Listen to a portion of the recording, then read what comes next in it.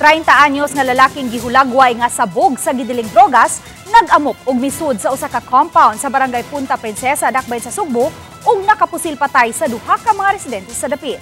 Kasong double murder ang ipasaka bato kaniya. Ang report ni Femari Dumabo. Dead on the spot ang 59 anyos nga si Ricardo Nombrado, kansang patayng lawas na hagba sa gawas nga bahin sa giabangang Panimay. Samtang napatay usab sa sulod sa iyang Panimay ang 39 anyos nga usa ka retired US Navy nga si George Kyle Lucas. Nakangkon sila og samad pinusilan sa dekadayang bahin sa ilang lawas. Sa pakisosi sa Police Station 10 sa Cebu City Police Office nga di kaila sa mga biktima ang suspitsado nga si Kevin Asia, 30 anyos. Gingong mikalit og sud sa ilang compound ang suspitsado ug nabantayan sa 59 anyos nga biktima nga gidagbala ni 3 anyos ni ining bata. Gibuyag sa biktima ang suspect ug gipagawa sa compound. Karon na nako nibawaan sa pamilya diri mo na nagkandak pamig investigation. Nangulata do, gikulata do niya iyang anak. Unya gibadlong ni sir. Nga uy ina ni mo man nagikulata man nagibadlong ba. Moto dito sila nagsugod ang ilahang confrontation. Nahitabo ang komprontasyon ug namuyag usab ang 39 anyos nga biktima.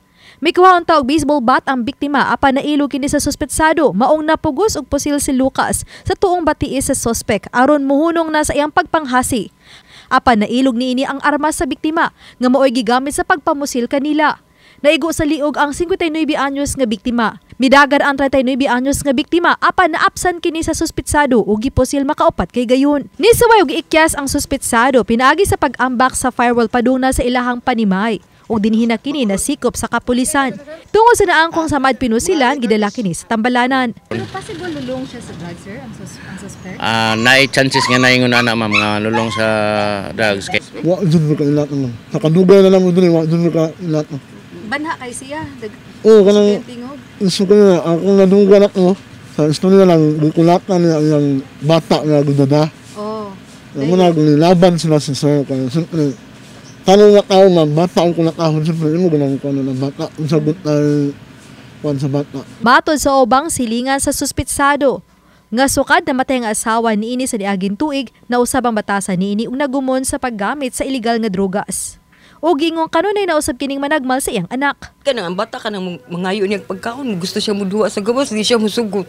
Di niya paggawaso ng bata. Niyang bata mangita biya nagami ang mga bata diri nga magduwa masuko man na siya. No, inside. Diligay pa to usus. Anaon lagi na. Kana lagi diri ko kanang iyang style do. Anaon ang uloy ko sus Ginoo ko niya. Di dala ko magbadlong kay masuko man siya. Anaon man ko niya. Ay panghilabot. Ako man ang anak ko kay labot. Ganaon ko niya. Sige lang ngayon. Naluoy lang ko sa bata ba. Maulagi niya. May tagdi ko makakita. Niya magsigig siya kitang bata dito. Yung ko haloy, giunsa na magkasad niya ang bata sa tao. Gilagway ang suspitsado sa ubang silingan nga buutan. Siya buutan, magkwagsudan. Kay, tugikan siyang mama niya. Ako ra sa pakwaon. Hilumo niya. Dito rin murag ako nakanan niya na depressed siya kay ang iyang asawa bago lang namatay. Subay sa pagkagumon sa ginidili nga drogas matod sa barangay God Vocal nga mosulod kini og kalit sa bisan kinsang Panimay. Samtang ang God Vocal sa barangay ang mangitag paagi nga mapaubos sa counseling ang 3 anyos nga anak sa suspitsado. Akong unang buhaton, ako itong bata, kung yung sitwasyon, tapos kanang among i-counseling, kung sa among matabang, kung di man gani, may makatiman, ako mo indoor, may kwan sa misa DS, mapatabang sa misa DS. Basin sa akong amigo dia sa luyusad, nga, musulod-sulod lagi ko balay. Yan tripping, pag-awson na sad. Naku sa mga diri, gawas. Uban ni Cleofer Lumayag, Femari Dumabok. Balitang Bisdak.